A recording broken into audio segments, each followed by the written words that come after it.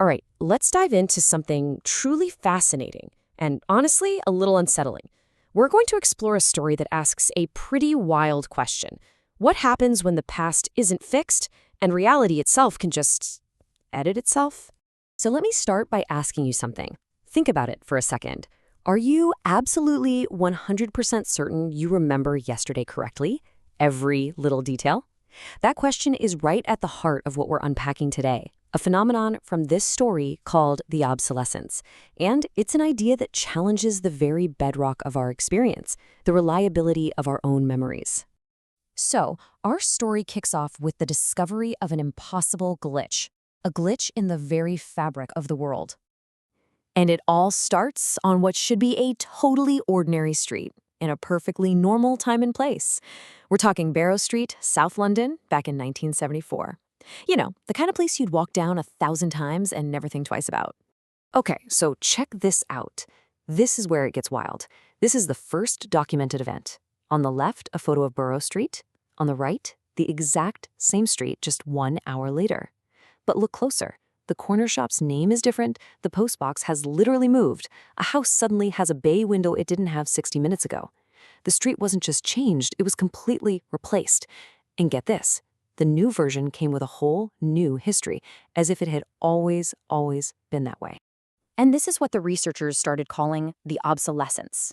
It's this phenomenon where reality is just overwritten. And here's the crucial part. Almost everyone's memory is edited to match the new version. Almost everyone. So this weird glitch quickly evolved into something with a real devastating human cost, which leads to the big question, right? What happens to the people who don't forget? Just listen to this journal entry from a man named Leonard Frome, one of the people who could remember. He describes getting married in the morning to a woman named Patricia. A few hours later, reality shifts. He goes back to his hotel room, and there's a different woman there, Evelyn. And in this new reality, not only is he married to Evelyn, he's been married to her for months. Patricia Hall? She never existed. I mean, can you even imagine the sheer terror of that moment? And somehow it gets even more heartbreaking. At one point, Leonard remembered a whole life that included a 4-year-old daughter named Claire. And then, one day, after an obsolescence event, she was just gone, erased. His own wife, Evelyn, had zero memory of her ever existing. Leonard was left totally alone with the grief for a child who, according to this new world, had never even been born. The weight of that, it's just immense. And this wasn't just a one-off tragedy. Over the course of his life, Leonard remembered 2 different children in 2 completely different obsolete timelines who were just wiped from existence. A staggering, impossible loss that he had to carry in total isolation. So how in the world do you stay sane when reality itself keeps rewriting the rules?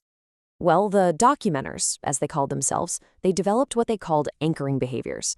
They created these incredibly strict routines, like Leonard doing the exact same crossword puzzle every single day for multiple copies of the same newspaper, all to create fixed points in a world that was constantly shifting beneath their feet.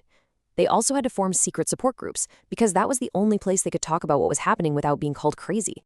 But here's the thing. The phenomenon didn't stay the same.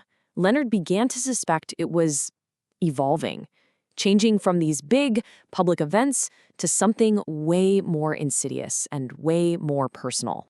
And that suspicion led him to a final, absolutely chilling theory. He believed the obsolescence hadn't actually stopped in 1994, like everyone thought. Nope. Instead, it had just gotten quieter, more subtle. It was now micro-editing individual people, creating slightly different personal timelines for everyone. And this slide shows you exactly how that started to show up. You have 2 documenters here, Arthur and Margaret. They both remember the same major historical events, but on different dates. To Arthur, the Berlin Wall fell in November, but to Margaret, it was October. And it wasn't a mistake. They weren't misremembering. They were remembering 2 different, valid timelines. This all leads to one terrifying conclusion. If everyone's personal timeline is slightly different, if we can't even agree on basic fundamental facts from our recent history, then we're no longer living in a shared reality. A thought that, well, it feels pretty close to home these days, doesn't it? So, in the face of this reality-shattering problem, what did they do? What could they do? Well, this final part of our story is all about the human response to an inhuman problem. This became the central question for them.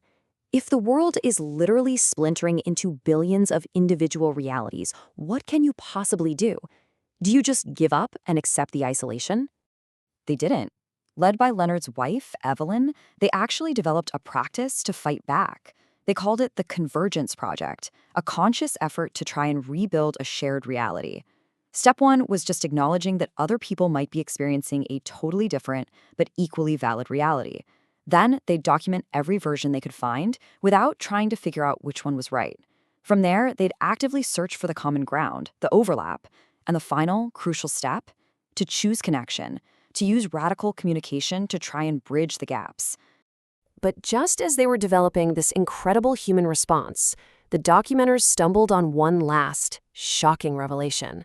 And this reframed everything they thought they knew.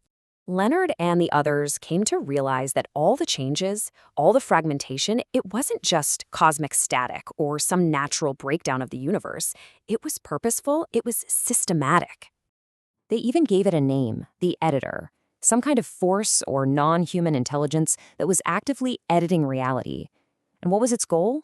To simplify everything, to remove ambiguity, to get rid of contradictions, to make messy, complicated reality into a more streamlined, coherent story. The fragmentation wasn't a bug, it was a feature of this whole new reality writing process. And this leaves us with the story's ultimate question, one that goes way, way beyond the page. If reality isn't fixed, if it can be written and rewritten, who gets to be the editor? Who decides what's true?